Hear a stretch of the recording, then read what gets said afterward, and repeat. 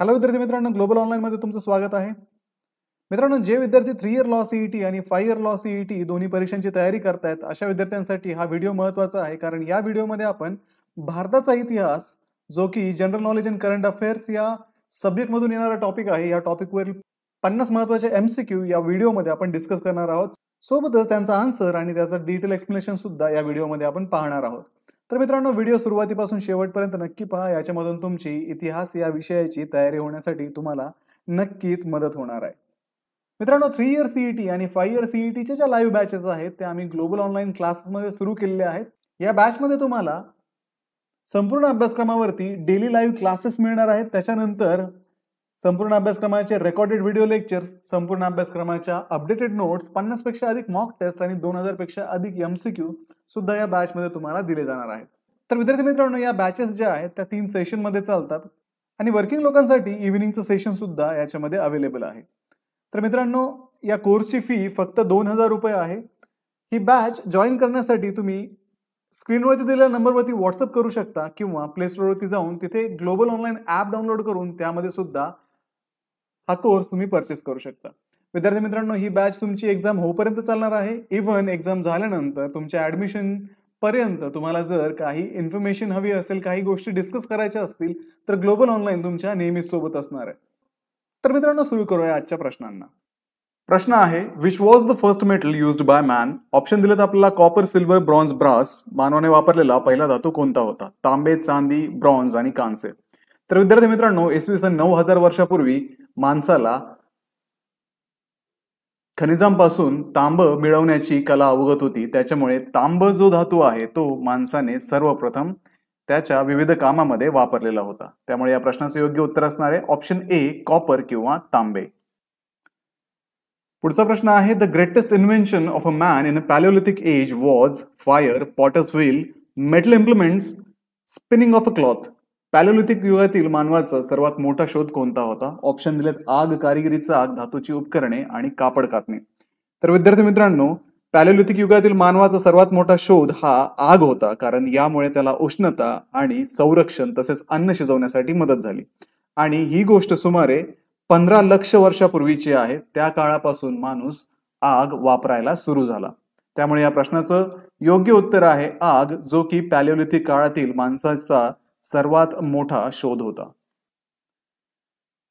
पुढचा प्रश्न आहे, the main channel of our knowledge about the Indus valley civilisation are. Options are given, inscription, coins, palm and birch leaf manuscripts, archaeological excavations. सिंधू सभ्यतेतील आपली मुख्य माहितीचे स्रोत कोणते आहेत? शिलालेख, नाणी, पाम आणि बर्च पानांचे हस्तलिखित आणि पुरातत्वीय उत्खनन. तर विद्यार्थी मित्रांनो, सिंधू सभ्यतेमध्ये जी आपल्याला मुख्य माहिती कळते ती सगळी माहिती आपल्याला पुरातत्वीय उत्खननातून मिळते, ज्यामध्ये मोहेंजोदाडो आणि हडप्पा येथील नगर रचना, त्याच्यानंतर त्यांनी वापरलेली नाणी, त्यांची भांडी, इतर सर्व अवशेष आपल्याला त्या काळातले उत्खननामध्ये सापडलेले आहेत. त्यामुळे या प्रश्नाचं योग्य उत्तर असणार आहे ऑप्शन ड, पुरातत्वीय उत्खनन, आर्किओलॉजिकल एक्सकेव्हेशन्स. प्रश्न आहे, the main occupation of the people of the Indus valley civilisation was. सिंधू सभ्यतेतील लोकांचे मुख्य व्यवसाय कोणते होते? ऑप्शन दिलेत आपल्याला शेती, पशुपालन, शिकारी आणि व्यापार. तर विद्यार्थी मित्रांनो, सिंधू सभ्यता किंवा जी इंडस व्हॅली सिव्हिलायझेशन आहे त्या काळामध्ये मुख्य जे व्यवसाय होते त्याच्यामध्ये शेती हा व्यवसाय मुख्य मानला जायचा, ज्यामध्ये गहू, बार्ली, तांदूळ आणि कापूस या पिकांचं उत्पादन घेतलं जायचं. आणि मेसोपोटामिया आणि इतर देशांसोबत व्यवसाय आणि व्यापार या वस्तूंचा सिंधू सभ्यतेतील लोकांचा चालायचा. त्यामुळे या प्रश्नाचं योग्य उत्तर असणारे ऑप्शन अ, शेती किंवा ऍग्रिकल्चर. ठीक आहे, चला आता आपण पुढचा प्रश्न पाहूयात. हरप्पाच्या उत्खननात आढळलेली नृत्य करणारी मुलीची प्रसिद्ध मूर्ती कोणत्या सामग्रीने बनवलेली होती? The famous figure of dancing girl found in excavation of Harappa was made of. Options आहेत टेराकोटा, स्टियाटाइट, कांस्य आणि लाल सलाइट. तर विद्यार्थी मित्रांनो, हरप्पा उत्खननात जी सापडलेली नृत्य करणारी मुलीची मूर्ती आहे ती कांस्य या धातूपासून बनवलेली गेली होती. आणि ही मूर्ती जी बनवली ती लॉस्ट वॅक्स पद्धतीने, ही एक मेथड आहे मूर्ती घडवण्याची, त्या पद्धतीने बनवली गेली होती. आणि ही सुमारे इसवी सन पूर्व 2500 वर्षापूर्वीची गोष्ट आहे. त्या काळामध्ये ही मूर्ती हडप्पा संस्कृतीमध्ये बनवली होती आणि ती आता रिसेंटली उत्खननामध्ये आढळली गेली. त्यामुळे या प्रश्नाचं योग्य उत्तर आहे ऑप्शन क, कांस्य, ब्रॉन्झ. चला मग पुढचा प्रश्न पाहूयात. Mohenjo-daro is also non as, Mohenjo-daro हे दुसऱ्या नावाने ओळखले जाते. महान मृदुंग, जीवितांचा मृदुंग, जिवंत मृदांग आणि मरणाचा मृदांग. तर विद्यार्थी मित्रांनो, मोहेंजोदारोला मरणाचा मृदुंग किंवा माउंड ऑफ डेड असंही म्हटलं जातं. याचं रिझन हे आहे की ज्यावेळेस उत्खनन केलं गेलं त्यावेळेस त्या उत्खननामध्ये अनेक मानवी सांगाडे एका ठिकाणी आढळले, त्याच्यामुळे या नावाने मोहेंजोदारो हे प्रसिद्ध आहे, मरणाचा मृदांग. ऑप्शन डी किंवा ऑप्शन ड, माउंट ऑफ डेड, मरणाचा मृदांग हे याचं करेक्ट आन्सर असणार आहे. आता आपण पुढचा प्रश्न पाहूयात. पुढच्या प्रश्नामध्ये आपल्याला दिलंय सिंधू संस्कृतीतील ग्रेट बाथ कुठे शोधण्यात आले. The great bath of the Indus valley civilisation was discovered in Harappa, Lothal, Mohenjodaro आणि रोपर. तर विद्यार्थी मित्रांनो, सिंधू संस्कृतीमधलं जे ग्रेट बाथ होतं, प्रशस्त स्नानगृह असंही म्हणतात, ते मोहेंजोदारो येथे सापडले होतं. आणि हे जे ग्रेट बाथ होतं हे सार्वजनिक स्नानासाठी, आंघोळीसाठी वापरलं जायचं आणि अनेक धार्मिक विधी संबंधी कार्यांसाठी पण हे ग्रेट बाथ वापरलं गेलं असण्याची दाट शक्यता आहे. तर या प्रश्नाचं योग्य उत्तर आहे मोहेंजोदारो. ऑप्शन क इथे करेक्ट आन्सर. प्रश्न आहे, मेलुहा हे प्राचीन नाव सिंधू क्षेत्राला कोणत्या लोकांनी दिले. Meluha is the ancient name given to the Indus region by which civilisation. तर विद्यार्थी मित्रांनो, मेसोपोटामियाचे जे लोक होते त्यांनी या सिंधू क्षेत्राला मेलुहा हे नाव त्या काळी दिले होते, कारण त्या काळी सिंधू क्षेत्राचा आणि मेसोपोटामियाचा व्यापार पण चालायचा आणि त्या काळात ही घडलेली घटना आहे. त्यामुळे या प्रश्नाचं योग्य उत्तर आहे ऑप्शन क, ऑप्शन सी, मेसोपोटामिया. चला आता पुढचा प्रश्न आपण पाहूयात. आर्य भारतात कोणत्या क्षेत्रात स्थायिक झाले किंवा आर्य भारतात कोणत्या प्रदेशात स्थायिक झाले. The Aryans were first settle in India in which a region. इथे आपल्याला ऑप्शन दिलेत पंजाब, तमिळनाडू, उत्तर प्रदेश आणि राजस्थान. तर मित्रांनो, आर्य भारतात सगळ्यात पहिले पंजाब प्रदेशात स्थायिक झाले होते, जेथे त्यांनी आपल्या वसाहती स्थापन केल्या, आपली संस्कृती पण त्यांनी तिथे स्थापली आणि मग पुढे गंगा यमुना खोऱ्यात त्यांचा विस्तार झाला. त्यामुळे या प्रश्नाचं योग्य उत्तर आहे ऑप्शन अ किंवा ए, पंजाब प्रांत. ठीक आहे, चला आता आपण पुढचा प्रश्न पाहूयात. The Dasarajan war was a battle fought between how many kings and Sudas. दसराजन युद्ध ही लढाई कोणत्या राजांमध्ये आणि सुदास यांच्यात लढली गेली. आपल्याला ऑप्शन्स दिले तिथे 5 राजे, 10 राजे, 7 राजे, 12 राजे. तर विद्यार्थी मित्रांनो, इथे तुम्हाला प्रश्नामध्येच त्याचं उत्तर दिलंय. दसराजन म्हटलेलं आहे. दसरा म्हणजे 10 साठी आपण हा वर्ड वापरतो. तर मग ऑप्शन ब, 10 राजे, 10 किंग्स हे याचं करेक्ट आन्सर असणार आहे. आणि ही जी लढाई झाली होती दसराजन ही एन्शियंट इंडियामध्ये झाली होती आणि या लढाईमध्ये सुदास यांचा विजय झाला होता. त्यामुळे या प्रश्नाचं योग्य उत्तर ऑप्शन बी, 10 राजे हे असणार आहे. आता पुढचा प्रश्न पाहूयात. In the Vedic period each village had a leader called a dash dash. वेद काळात प्रत्येक गावात एक प्रमुख ज्याला डॅश डॅश म्हणून ओळखले जात होते. तर विद्यार्थी मित्रांनो, वेद काळामध्ये समाजाची जी परिस्थिती होती ती म्हणजे लोक कबिला पद्धतीने राहत होते. लोकांचे ग्रुप राहायचे, वेगवेगळ्या ठिकाणी असायचे ते, आणि त्यांचे विलेजेस असायचे. तर त्या विलेजेस म्हणजे छोटे छोटे गावं असायचे. तर त्या गावांमध्ये जसा सध्याच्या काळाला आपल्याकडं सरपंच वगैरे असतात, सरपंच हा गावाचा प्रमुख असतो, तसंच त्यांच्या काळामध्ये म्हणजे वैदिक काळामध्ये जे गावं असायचे त्यांचा जो प्रमुख असायचा त्याला ग्रामीणी असं म्हटलं जायचं. तर ऑप्शन बी, ग्रामीणी हे याचं करेक्ट आन्सर असणार. ठीक आहे, आता आपण पुढचा प्रश्न पाहूयात. Which is the oldest Veda. Samaveda, Yajurveda, Atharvaveda, Rigveda. सर्वात जुना वेद कोणता आहे या ठिकाणी विचारलंय. ऑप्शन्स दिलेत आपला सामवेद, यजुर्वेद, अथर्ववेद आणि ऋग्वेद. तर विद्यार्थी मित्रांनो, ऋग्वेद जो आहे तो सर्वात जुना वेद आहे आणि तो सुमारे 1500 ते 1200 इसवी सन पूर्व कालखंडात रचला गेला होता. त्यामुळे या प्रश्नाचं योग्य उत्तर असणार आहे ऋग्वेद. ऑप्शन डी इथे करेक्ट आहे. ठीक आहे, आता आपण पुढचा प्रश्न पाहूयात. The word vid from which Veda has been derived means. Vid या शब्दापासून वेद हा शब्द उत्पन्न झाला आहे, त्याचा अर्थ काय. इथे आपल्याला ऑप्शन्स दिलेत देव, सिद्धांत, ज्ञान आणि पवित्र. तर विद्यार्थी मित्रांनो, विद हा जो शब्द आहे त्याचा अर्थ ज्ञान हा होतो किंवा शिकवणे असा होतो. त्यामुळे इथे ऑप्शन क ज्ञान और नॉलेज हे याचं करेक्ट आन्सर आहे. ठीक आहे, पुढचा प्रश्न आपण पाहूयात. In the Paleolithic period, man barely managed to gather his food and lived on hunting. This period is also known as the Stone Age, Iron Age, Bronze Age, Copper Age. पॅलिओलिथिक काळात माणसाने फारच कमी अन्न गोळा केले आणि शिकारी करून जीवन व्यतीत केले. या काळाला काय म्हटले जाते? ऑप्शन्स आहेत अश्मयुग, लोखंडाचे युग, कांस्य युग आणि ताम्रयुग किंवा तांब्याचं युग. तर विद्यार्थी मित्रांनो, पॅलिओलिथिक काळाला अश्मयुग सुद्धा म्हटलं जातं आणि या काळामध्ये माणसाने मुख्यतः दगडी हत्यारांचा वापर केला. जी सगळी काही हत्यारं माणसाने बनवली त्या काळात ती सगळी दगडापासून बनवलेली होती आणि त्या हत्यारांचा वापर करून मानव त्यावेळेस शिकार करायचा आणि आपलं अन्न गोळा करून गुहेमध्ये राहून आपलं आयुष्य व्यतीत करायचा. त्यामुळे अश्मयुग ऑप्शन ए याचं करेक्ट आन्सर असणार आहे. ठीक आहे, आता पुढचा प्रश्न काय आहे ते पाहूया.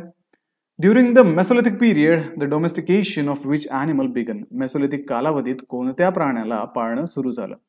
तर इथे ऑप्शन्स आहेत घोडे, कुत्रे, शेळ्या आणि गायी. तर विद्यार्थी मित्रांनो, हा जो मेसोलिथिक काळ होता तो पॅलिओलिथिक काळानंतर होता आणि या काळामध्ये माणूस हळूहळू सेटल व्हायला लागला होता, एका ठिकाणी शेती करायला लागला होता आणि या काळामध्ये प्राणीही पाळणं माणसाने सुरू केलं होतं. आणि याच काळामध्ये कुत्रे माणसाने पाळायला सुरू केले, कारण कुत्रे पाळण्यानंतर कुत्र्यांचा उपयोग शिकारीसाठी आणि स्वतःच्या संरक्षणासाठी माणूस तेव्हा करायचा. त्यामुळे इथे योग्य उत्तर असणार आहे ऑप्शन ब कुत्रे. प्रश्न आहे, चौथी बौद्ध परिषद कोणी आयोजित केली? The fourth Buddhist council was held by. Options दिलेत आपल्याला अशोक कनिष्क, चंद्रगुप्त आणि हर्षवर्धन. तर विद्यार्थी मित्रांनो, चौथी बौद्ध परिषद जी होती ती राजा कनिष्क याने सेकंड सेंचुरी म्हणजे दुसऱ्या शतकामध्ये काश्मीर येथे आयोजित केलेली होती. त्यामुळे या प्रश्नाचं योग्य उत्तर आहे ऑप्शन ब कनिष्क. ठीक आहे, आपण पुढचा प्रश्न पाहूयात. खालीलपैकी कोणत्या शासकाने प्रत्येक 5 वर्षांनी प्रयाग येथे धार्मिक सभा आयोजित केली? आपल्याला ऑप्शन्स दिलेत Ashok, Kanishka, Harshvardhan, Chandragupta, Vikramaditya. Who among the following rulers held a religious assembly at Prayag every 5 years? तर विद्यार्थी मित्रांनो, या प्रश्नाचं उत्तर आहे सम्राट हर्षवर्धन यांनी प्रत्येक 5 वर्षांनी प्रयाग येथे धार्मिक सभा आयोजित केली. प्रश्न आहे, बुद्धांनी खालीलपैकी काय मान्य केले नाही? मूर्तिपूजा, मृत्यूनंतरचे आत्म्याचे अस्तित्व, यज्ञ. खालील कोड्स वापरून योग्य उत्तर निवडा. ऑप्शन्स आहे 1 आणि 3, फक्त 1, 2 आणि 3 आणि हे सर्व. Buddha did not recognise idol worship, existence of soul after death, sacrifice. Select the correct answer using the codes given below. तर मित्रांनो, गौतम बुद्ध जे होते त्यांनी मूर्तिपूजा आणि यज्ञ या 2 गोष्टी मान्य केल्या नाहीत. त्यामुळे या प्रश्नाचं योग्य उत्तर असणार आहे 1 आणि 3, ऑप्शन ए 1 and 3. पुढचा प्रश्न आहे, कैवल्य कोणत्या धर्माशी संबंधित आहे? With which religion is Kaivalya associated? तर मित्रांनो, कैवल्य ही जी कॉन्सेप्ट आहे, ही जी संकल्पना आहे, ही बौद्ध धर्माशी संबंधित आहे, जे निर्वाण आणि मोक्ष साधण्याच्या प्रक्रिया सूचित करते. त्यामुळे ऑप्शन अ बौद्ध धर्म किंवा Buddhism is the correct answer. प्रश्न आहे, which of the following religions spread in different parts of Asia? खालीलपैकी कोणता धर्म आशियाच्या विविध भागात पसरला? तर मित्रांनो, बौद्ध धर्म जो आहे तो आशियाच्या विविध भागात पसरला होता. विशेषतः दक्षिण, आग्नेय आणि पूर्व आशिया या भागामध्ये बौद्ध धर्म त्या काळी पसरण्यासाठी प्रयत्न केले गेले होते. तर याचं करेक्ट आन्सर आहे ऑप्शन अ बुद्धिझम किंवा बौद्ध धर्म. पुढचा प्रश्न आहे, the introduction of Buddhism into China is traditionally attributed to. बौद्ध धर्माची चीनमध्ये ओळख पारंपरिकपणे कोणत्या व्यक्तीला दिली जाते? कश्यप मतंगा हे जे होते हे चीनमध्ये बौद्ध धर्माची ओळख यांनी करून दिली होती आणि हे बौद्ध धर्माचा प्रचार चीनमध्ये करण्यासाठी गेले होते. तर या प्रश्नाचं योग्य उत्तर आहे ऑप्शन सी कश्यप मतंगा. चला आपण पुढचा प्रश्न पाहूयात. बौद्ध धर्म आणि जैन धर्म दोघांनी कशावर जोर दिला? Buddhism and Jainism both give stress on. आपल्याला ऑप्शन्स दिलेत, देवतेची पूजा, अहिंसा, आत्मतपास यापैकी काहीही नाही. तर मित्रांनो, बौद्ध धर्म आणि जो जैनिझम आहे किंवा जैन धर्म आहे या दोघांमध्ये एक कॉन्सेप्ट जी आहे ती कॉमन आहे. ती कॉन्सेप्ट म्हणजे अहिंसा. दोन्ही धर्मामध्ये अहिंसेवरती विशेष जोर देण्यात आलेला आहे. त्यांचे जे प्रिन्सिपल्स आहेत त्यांच्यामध्ये अहिंसेला इन्क्लूड केलेलं आहे. त्यामुळे ऑप्शन बी अहिंसा किंवा नॉन व्हायलन्स हे या प्रश्नाचं योग्य उत्तर असणार आहे. पुढचा प्रश्न आहे, who wrote the Kalpasutra? Kalpasutra कोणत्या व्यक्तीने लिहिले? ऑप्शन्स आहे भद्रबाहू, स्थूलभद्र, गोपाळ, गोसाला. तर मित्रांनो, कल्पसूत्र जे आहे, कल्पसूत्र हे जैन धर्माच्या ग्रंथामध्ये समाविष्ट आहे आणि हे लिहिण्याचं काम स्थूलभद्र, ऑप्शन बी स्थूलभद्र यांनी केलेले आहे. त्यामुळे या प्रश्नाचं योग्य उत्तर असेल ऑप्शन बी स्थूलभद्र. पुढे आहे, मगध राज्याचा पहिला सम्राट जो 6व्या शतकात अस्तित्वात होता तो कोण होता? तर मित्रांनो, बिंबिसार जो आहे तो मगध राज्याचा पहिला सम्राट होता आणि तो 6व्या शतकामध्ये अस्तित्वात होता. The first monarch of Magadh kingdom in the 6th century BC was Bimbisara. Option A correct answer आहे. पुढे आहे, बुद्धांनी कोणत्या भाषेत उपदेश दिला? In which language did Buddha preach? Options दिलेत पाली, प्राकृत, ब्राह्मी, संस्कृत. तर विद्यार्थी मित्रांनो, तर पाली या भाषेचा वापर त्यावेळेस शिक्षणातली मुख्य भाषा म्हणून केली जायचा, म्हणून पाली या भाषेमध्ये गौतम बुद्धांनी आपले उपदेश दिलेले आहेत. So correct answer is option A Pali. महावीरांची मूळ शिकवण कोणत्या ग्रंथात आहे? The original teachings of Mahavira are contained in which of the following text? Options दिलेत आपला 12 अंग, 14 पूर्व, त्रिपिटक आणि जातक. तर मित्रांनो, महावीरांच्या ज्या मूळ शिकवणी आहेत त्या 12 अंग या जैन धर्माच्या प्रमुख ग्रंथामध्ये समाविष्ट करण्यात आलेले आहे. तर याचं योग्य उत्तर आहे ऑप्शन ए 12 अंगाज किंवा 12 अंग. प्रश्न आहे, शिशुनाग वंशाचा संस्थापक कोण होता? Who was the founder of the Shishunaga dynasty? तर मित्रांनो, इथे आपल्याला ऑप्शन दिलेत बिंबिसार, शिशुनाग, चंद्रगुप्त मौर्य आणि अशोक. तर या प्रश्नाचं योग्य उत्तर आहे शिशुनाग स्वतः या वंशाचा संस्थापक होता. तुम्हाला प्रश्नामध्येच इथे उत्तर पण देण्यात आलेलं आहे, ते फक्त लक्षात आलं पाहिजे. त्यामुळे शिशुनाग ऑप्शन बी याचा करेक्ट आन्सर आहे. पुढे आहे, चंद्रगुप्त मौर्याला नंद वंश उलथवण्यात कोणाची मदत झाली किंवा कोण मदत करत होते? Who help Chandragupta Maurya overthrow the Nanda dynasty? तर विद्यार्थी मित्रांनो, इथे ऑप्शन्स आहेत अशोका, शिशुनाग, चाणक्य, बिंबिसार. तर चाणक्य हे जे होते यांनी चंद्रगुप्त मौर्य यांना नंद वंश उलथवण्यासाठी मदत केली होती. त्यामुळे प्रश्नाचं योग्य उत्तर असेल ऑप्शन सी चाणक्य. प्रश्न आहे, भारतात राजाच्या प्रतिमेसह नाणे जारी करणारे आणि पहिल्यांदा सोनेरी नाणे जारी करणारे कोण होते? Who were the first to issue coin with the king's image and the first to issue gold coin in India? तर विद्यार्थी मित्रांनो, गुप्त जे होते, ऑप्शन बी, हे भारतामध्ये राजाच्या प्रतिमेसह नाणे जारी करणारे आणि पहिल्यांदाच सोनेरी नाणे जारी करणारे सम्राट होते. त्यामुळे या प्रश्नाचं योग्य उत्तर असणार आहे ऑप्शन बी गुप्त. कोणत्या प्रांताने 1397 मध्ये दिल्लीपासून वेगळं होऊन स्वतंत्र राज्य स्थापन केलं? ऑप्शन्स दिलेत आपल्याला बंगाल, गुजरात, माळवा आणि Rajasthan. Which province broke away from Delhi in 1397 AD to form an independent kingdom? तर विद्यार्थी मित्रांनो, 1397 मध्ये दिल्ली सल्तनत पासून वेगळं होऊन जफर खानने गुजरातमध्ये स्वतंत्र आपली सल्तनत त्यावेळेस स्थापन केली होती. त्यामुळे ऑप्शन बी गुजरात याचं करेक्ट आन्सर असणार आहे. पुढचा प्रश्न पाहूयात. काश्मीरवर 1339 मध्ये शमसुद्दीन शहाने आपली सत्ता प्रस्थापित करण्यापर्यंत कोणते राजे राज्य करत होते? Who ruled Kashmir until Shamsuddin Shah asserted himself in 1339 AD? तर मित्रांनो, 1339 पूर्वी काश्मीरवर हिंदू शासक राज्य करत होते आणि त्यामध्ये सहदेव हा जो राजा होता तो शेवटचा प्रमुख राजा तिथे होता.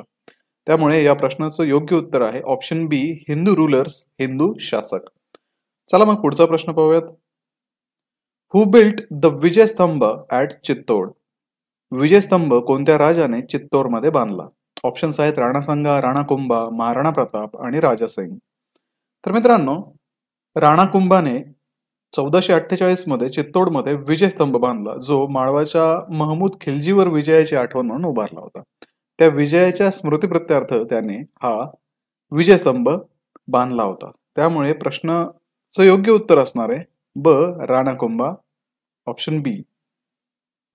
प्रश्न आहे, who built a dam across the Tungabhadra river. Tungabhadra नदीवर धरण कोणत्या राजाने बांधले? विद्यार्थी मित्रांनो, कृष्णदेवराय जो विजयनगरचा सम्राट होता त्याने 1520 मध्ये तुंगभद्रा नदीवरती धरण बांधलं होतं. त्यामुळे या प्रश्नाचं योग्य उत्तर असणार आहे ऑप्शन ए कृष्णदेवराय. आता पुढचा प्रश्न पाहूयात. Who was also called गजबेटकारा. गजबेटकारा असे कुणाला संबोधले जात होते? ऑप्शन दिलेत आपल्याला कृष्णदेवराय, देवरा, हरिहर आणि बुक्का. तर विद्यार्थी मित्रांनो, कृष्णदेवराय हे जे होते यांना गजबेटकारा किंवा हत्तीचा शिकारी असे संबोधले जात असे, कारण ते खूप पराक्रमी होते आणि उत्कृष्ट सैन्य नायक पण होते. त्यामुळे या प्रश्नाचं योग्य उत्तर असणार आहे ऑप्शन अ कृष्णदेवराय. आता पुढचा प्रश्न पाहूयात. तुलवा वंशाच्या शेवटच्या शासक सदाशिवला कोणत्या गटाने पराभूत केले? Who defeated Sadashiva, the last ruler of the Tuluva dynasty. तर विद्यार्थी मित्रांनो, त्या काळामध्ये अहमदनगर, बिजापूर, गोलकोंडा आणि बिदार यांचा जो गट झाला होता, या गटाने सदाशिव की जो तुलवा डायनास्टीचा राजा होता त्याला हरवलं होतं. त्यामुळे या प्रश्नाचं योग्य उत्तर असणार आहे ऑप्शन क अहमदनगर, बिजापूर, गोलकोंडा आणि बिदर. आता पुढचा प्रश्न पाहूयात. Who was the founder of the Nizamshahi dynasty of Ahmednagar. अहमदनगरच्या निजामशाही वंशाचे संस्थापक कोण होते? ऑप्शन्स आहेत आपल्याला मलिक अंबर, मलिक आदम बिह, मलिक अहमद बहरी, कुली कुतुब शाह आणि इब्राहिम आदिल शाह. तर मित्रांनो, मलिक अहमद बहरी हे जे होते यांनी अहमदनगरच्या निजामशाही वंशाची स्थापना केली होती. त्यामुळे या प्रश्नाचं योग्य उत्तर असणार आहे ऑप्शन बी मलिक अहमद बहरी. आता पुढचा प्रश्न पाहूयात. Who built the Gol Gumbaz which has the world's second largest dome. जगातील दुसऱ्या क्रमांकाच्या मोठ्या घुमटासाठी प्रसिद्ध असलेला गोल गुंबज कोणत्या राजाने बांधला? तर मित्रांनो, मोहम्मद आदिल शहा याने 1656 मध्ये कर्नाटक मधील बिजापूर येथे जगातील सर्वात मोठ्या घुमटांपैकी दुसऱ्या क्रमांकाचा जो घुमट आहे तो गोल गुंबज बांधला होता. त्यामुळे मोहम्मद आदिल शहा, ऑप्शन बी हे याचं करेक्ट आन्सर असणार आहे. पुढचा प्रश्न पाहूयात. Who was the founder of the Mughal empire and introduced gunpowder in India. Mughal साम्राज्याचा संस्थापक आणि भारतात तोफखाना म्हणजेच गन पावडर आणणारा शासक कोण होता? इथे ऑप्शन्स आहेत हुमायून, बाबर, अकबर आणि जहांगीर. तर मित्रांनो, बाबर हा जो होता हा मुघल साम्राज्याचा संस्थापक होता. त्याने 1526 मध्ये पानिपतच्या पहिल्या युद्धामध्ये दारुगोळ्याचा म्हणजेच गन पावडरचा प्रभावीपणे वापर करून विजय मिळवला होता. त्यामुळे ऑप्शन बी बाबर याचा करेक्ट आन्सर असणार आहे. आता पुढचा प्रश्न पाहूयात. Who wrote the हुमायूननामा. हुमायूनच्या जीवनावर आधारित हुमायूननामा कोणी लिहिला? ऑप्शन्स आहेत गुलबदन बेगम, जहानारा बेगम, नूरजहां आणि मुमताज महल. तर मित्रांनो, गुलबदन बेगम ही जी हुमायूनची सावत्र बहीण होते, या सावत्र बहिणीने हुमायूनच्या जीवनावरती आधारित असणारा हुमायूननामा हा ग्रंथ त्या काळी लिहिला होता. त्याच्यामध्ये हुमायूनच्या आयुष्यामध्ये घडलेल्या जेवढ्या घटना होत्या त्या सगळ्या घटनांचा उल्लेख त्या हुमायूननामामध्ये तिने केलेला आहे. पुढचा प्रश्न आहे. Sher Shah Suri fought 2 major battles with Humayun, what were there. Sher Shah Suri Humayun विरुद्ध कोणती 2 महत्वाची लढाई लढला? तर शेरशाह सुरी जो होता 1539 मध्ये पहिले तो चौसाची लढाई आणि 1540 मध्ये तो कन्नौजची लढाई लढला होता. आणि या लढाईमध्ये हुमायूनचा पराभव झाला आणि शेरशहाने नंतर दिल्लीच्या तख्तावरती कब्जा केला होता. त्यामुळे या प्रश्नाचं योग्य उत्तर असणार आहे ऑप्शन ब किंवा बी चौसाची लढाई आणि कन्नौजची लढाई. पुढचा प्रश्न आहे. At what age was Akbar coronated as a Mughal emperor. Akbar याला मुघल सम्राट म्हणून कितव्या वर्षी गादीवर बसवण्यात आले? ऑप्शन्स आहेत 12 वर्ष, 13 वर्ष, 14 वर्ष आणि 15 वर्ष. तर विद्यार्थी मित्रांनो, 1556 मध्ये हुमायून जो होता त्याच्या मृत्यूनंतर अकबर जो होता तो केवळ 12 वर्षाचा होता. तर त्या 12 वर्षाच्या वयामध्ये त्याला मुघलांचा सम्राट बनवण्यात आलं आणि गादीवरती बसवण्यात आलं. त्यामुळे या प्रश्नाचं योग्य उत्तर असणार आहे ऑप्शन अ 12 वर्षे. पुढचा प्रश्न आहे. वेअर वॉज द बुलंद दरवाजा कन्स्ट्रक्टेड. आग्रा, फतेपूर सिक्री, दिल्ली, लाहोर. बुलंद दरवाजा कोठे बांधण्यात आला? मित्रांनो, बुलंद दरवाजा जो आहे तो अकबरने बांधला होता. गुजरात वरती ज्यावेळेस त्याने विजय मिळवला होता त्या विजयाच्या स्मरणार्थ 1575 मध्ये फतेपूर सिक्री येथे बुलंद दरवाजा बांधण्यात आला होता. त्यामुळे ऑप्शन बी फतेपूर सिक्री हे याचं करेक्ट आन्सर आहे. पुढे आहे the battle of Haldighati in 1576 AD was fought between. हल्दीघाटीची लढाई इसवी सन 1576 कोणाच्या दरम्यान लढली गेली? मित्रांनो, 1576 मध्ये हल्दीघाटीची जी लढाई झाली होती ती मुघल सम्राट अकबराच्या आणि मेवाडचे जे राणा होते राणा प्रताप यांच्यामध्ये लढली गेली होती. त्यामुळे या प्रश्नाचं योग्य उत्तर असणार आहे ऑप्शन बी अकबर आणि राणा प्रताप. पुढे आहे हु did Jahangir marry in 1611 AD and confer the title of the Nur Jahan. जहांगीरने इसवी सन 1611 मध्ये कोणाशी विवाह केला आणि तिला नूरजहां या पदवीने सन्मानित केले? ऑप्शन्स आहेत आपल्याकडे मुमताज महल, मेहरुनिसा, सम्राज्ञी राणी आणि गुलबदन बेगम. तर मित्रांनो, जहांगीर जो होता त्याने 1611 मध्ये मेहरुनिसाशी विवाह केला आणि तिला नूरजहां ही पदवी प्रदान केली होती. त्यामुळे या प्रश्नाचं योग्य उत्तर असणार आहे ऑप्शन बी मेहरुनिसा. प्रश्न आहे when was the Indian council act passed. भारतीय काउन्सिल कायदा कधी मंजूर झाला? ऑप्शन्स दिलेले आहेत आपल्याला 1853, 1861, 1872 आणि 1892. तर मित्रांनो, भारतीय काउन्सिल कायदा जो होता तो 1861 मध्ये मंजूर झाला. या कायद्यामुळे भारतात कायदे निर्माण करणाऱ्या काउन्सिल्सना अधिकृत मान्यता मिळाली आणि भारतीयांना प्रशासकीय व्यवस्थेमध्ये स्थान देण्यात आलं. आणि ही जी घटना घडली होती ती 1861 साली घडली होती. त्याच्यामुळे या प्रश्नाचं योग्य उत्तर असणार आहे ऑप्शन ब 1861. ठीक आहे. पुढचा प्रश्न आहे who established the high court at Calcutta, Bombay and Madras in 1865. 1865 मध्ये कलकत्ता, मुंबई आणि मद्रास येथे उच्च न्यायालय कोणी स्थापन केली? ऑप्शन्स आहेत Lord Dalhousie, Lord Canning, Lord John Lawrence आणि लॉर्ड रिपन. तर मित्रांनो, कलकत्ता, मुंबई आणि मद्रास येथे उच्च न्यायालय स्थापन करणारे लॉर्ड जॉन लॉरेन्स हे होते. 1865 मध्ये भारतीय उच्च न्यायालय कायदा अंतर्गत लॉर्ड जॉन लॉरेन्स यांनी कलकत्ता, मुंबई आणि मद्रास येथे उच्च न्यायालयाची स्थापना केली होती. त्यामुळे या प्रश्नाचं योग्य उत्तर असणार आहे लॉर्ड जॉन लॉरेन्स, ऑप्शन क. ठीक आहे. पुढचा प्रश्न आहे who organised the statistical survey of India. भारताचे सांख्यिकी सर्वेक्षण कोणी आयोजित केले? ऑप्शन्स आहेत Lord Canning, Lord Dalhousie, Lord Mayo, Lord Ripon. तर मित्रांनो, 1871 मध्ये लॉर्ड मेयो जे होते यांनी भारतीय सांख्यिकी सर्वेक्षण सुरू केले, ज्यामुळे लोकसंख्या आणि सामाजिक स्थितीचा अभ्यास करण्यामध्ये ब्रिटिश सरकारला त्यावेळेस मदत झाली. त्यामुळे या प्रश्नाचं योग्य उत्तर आहे ऑप्शन क लॉर्ड मेयो. पुढचा प्रश्न आहे who was known as the viceroy of reverse character. Reverse कॅरेक्टरचे व्हॉइसरॉय म्हणून कोण ओळखले जाते? मित्रांनो, इथे ऑप्शन्स दिलेत Lord Ripon, Lord Curzon, Lord Lytton, Lord Mayo. तर मित्रांनो, रिव्हर्स कॅरेक्टरचे व्हॉइसरॉय म्हणून ओळखले जाणारे व्हॉइसरॉय जे होते ते लॉर्ड लिटन होते. लॉर्ड लिटन यांनी 1876 ते 1880 मध्ये भारतामध्ये आपला कार्यभार पाहिला. यांना भारतीय हितांपेक्षा ब्रिटिश सरकारच्या स्वार्थ जपण्यामध्ये जास्त रस होता. त्यामुळे यांना रिव्हर्स कॅरेक्टरचे व्हॉइसरॉय म्हटलं जातं, कारण त्यांनी 1878 मध्ये प्रेसचा कायदा आणि शस्त्र कायदा लागू केला होता.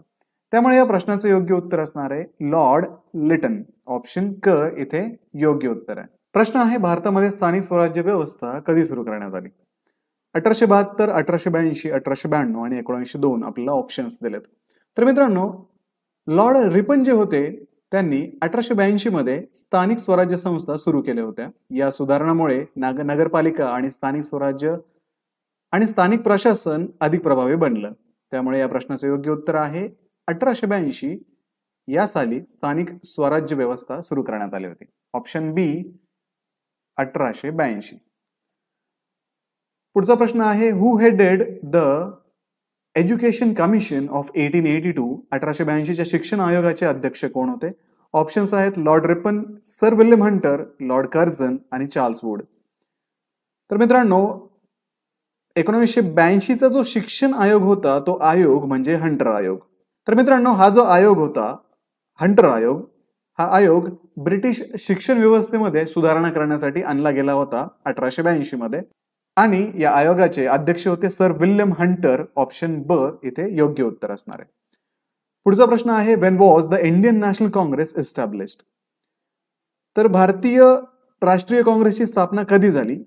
मित्रांनो, 28 डिसेंबर 1885 रोजी ॲलन ऑक्टेवियन ह्यूम यांनी भारतीय राष्ट्रीय काँग्रेसची स्थापना केली होती. त्यामुळे या प्रश्नाचे योग्य उत्तर आहे 1885, ऑप्शन ब. पुढचा प्रश्न आहे, what did the factory act of 1891 provided? 1891च्या फॅक्टरी कायद्यात काय प्रदान करण्यात आले? 1891 ला मित्रांनो जो फॅक्टरी कायदा झाला होता त्याच्यामध्ये काही तरतुदी केल्या होत्या. त्या तरतुदीमध्ये महिलांना व मुलांना कामाचे तास ठरवून दिले होते आणि आठवड्याची सुट्टी देण्यात आली होती. त्यामुळे ऑप्शन ब, महिलांना व मुलांना आठवड्याची सुट्टी आणि कामाचे तास, हा इथे योग्य उत्तर असणार आहे. पुढे आहे, which commission was established to address the great famine of 1896-1897? 1896-97च्या महादुष्काळाचा सामना करण्यासाठी कोणता आयोग स्थापन करण्यात आला? ऑप्शन्स आहेत हंटर आयोग, लायल आयोग, वेल्बी आयोग आणि फ्रेझर आयोग. तर मित्रांनो, 1896 ते 97च्या महादुष्काळाचा सामना करण्यासाठी लायल आयोग हा आयोग स्थापन करण्यात आला होता, जो 1897 मध्ये स्थापन केला गेला आणि त्याने दुष्काळ निवारणावरती उपाययोजनांसाठी अहवाल ब्रिटिश सरकारकडे सादर केला होता. त्यामुळे ऑप्शन ब, लायल आयोग याचं योग्य उत्तर आहे. पुढचा प्रश्न आहे, where was the agricultural research institute established? कृषी संशोधन संस्था कोठे स्थापन करण्यात आली? मित्रांनो, 1905 मध्ये बिहारमधील पुसा येथे कृषी संशोधन संस्था स्थापन करण्यात आली होती. नंतर ती जी संस्था आहे ती दिल्लीला हलवण्यात आली होती. त्यामुळे ऑप्शन क इथे योग्य उत्तर असणार आहे, पुसा. पुढचा प्रश्न आहे, when was the Muslim League founded? Muslim लीगची स्थापना कधी झाली होती? मित्रांनो, 30 डिसेंबर 1906 रोजी ढाका येथे मुस्लिम लीगची स्थापना झाली होती. तर 1906, ऑप्शन ब इथे योग्य उत्तर आहे. पुढे आहे, हु founded the Hindu Mahasabha in 1915? Hindu महासभेची स्थापना 1915 मध्ये कोणी केली? ऑप्शन्स आहेत लाला लजपत राय, बाळ गंगाधर टिळक, पंडित मदन मोहन मालवीय, विनायक दामोदर सावरकर. तर मित्रांनो, 1915 मध्ये हिंदू महासभेची स्थापना जी आहे ती पंडित मदन मोहन मालवीय यांनी केली होती आणि ही जी महासभा स्थापली ती हिंदू समाजाचे हितसंबंध जपण्यासाठी स्थापली गेली होती. त्यामुळे ऑप्शन क, पंडित मदन मोहन मालवीय याचं योग्य उत्तर आहे. पुढे आहे, when did the Jallianwala Bagh मॅसेकर occur? Jallianwala Bagh हत्याकांड कधी झाले? तर मित्रांनो, 13 एप्रिल 1919 रोजी जनरल डायर याच्या आदेशाने जालियनवाला बाग येथे हजारो निष्पाप भारतीयांवरती गोळीबार करण्यात आला होता. त्यामुळे 1919, ऑप्शन क याचं योग्य उत्तर आहे. पुढचा प्रश्न आहे, व्हेन वॉज द राष्ट्रीय स्वयंसेवक संघ RSS फाउंडेड? राष्ट्रीय स्वयंसेवक संघ RSS कधी स्थापन करण्यात आला? ऑप्शन्स आहेत 1920, 1925, 1930 आणि 1935. मित्रांनो, डॉक्टर हेडगेबार यांनी 27 सप्टेंबर 1925 रोजी राष्ट्रीय स्वयंसेवक संघाची म्हणजेच RSS ची स्थापना केली होती. त्यामुळे येथे योग्य उत्तर 1925 हे असेल. पुढचा प्रश्न आहे, where was the first round table conference held? पहिली राऊंड टेबल कॉन्फरन्स कुठे झाली? भारत, इंग्लंड, दक्षिण आफ्रिका आणि अमेरिका. तर मित्रांनो, 1930 मध्ये लंडन येथे पहिली राऊंड टेबल परिषद झाली होती, जिथे ब्रिटिश सरकार आणि भारतीय नेत्यांमध्ये भारताच्या भविष्यासंदर्भात चर्चा झाली होती. त्याच्यामध्ये भारताला स्वातंत्र्य मिळवण्याच्या बाबतीमध्ये विषय हाताळण्यात आलेले होते. त्यामुळे ऑप्शन ब, इंग्लंड याचं करेक्ट आन्सर असणार. मित्रांनो, हे होते इतिहास या टॉपिकवरील काही महत्त्वाचे MCQ. त्याच्यामध्ये आपण त्यांचे आन्सर्स आणि आन्सरचं डिटेल एक्सप्लेनेशन सुद्धा पाहिलेलं आहे. व्हिडिओला लाईक करा, मित्रांना हा व्हिडिओ शेअर करा, ग्लोबल ऑनलाईनला सबस्क्राईब करा आणि आमची जी बॅच 10 फेब्रुवारीपासून आम्ही सुरू करत आहोत त्या बॅचला जॉईन करण्यासाठी स्क्रीनवरती दिलेल्या नंबरवरती तुम्ही व्हॉट्सअप करा किंवा प्ले स्टोअरवरती जाऊन सुद्धा हा कोर्स तुम्ही परचेस करू शकता. तर भेटूया पुढच्या व्हिडिओमध्ये. तोपर्यंत एक्झामचं प्रिपरेशन करत राहा. थँक्यू.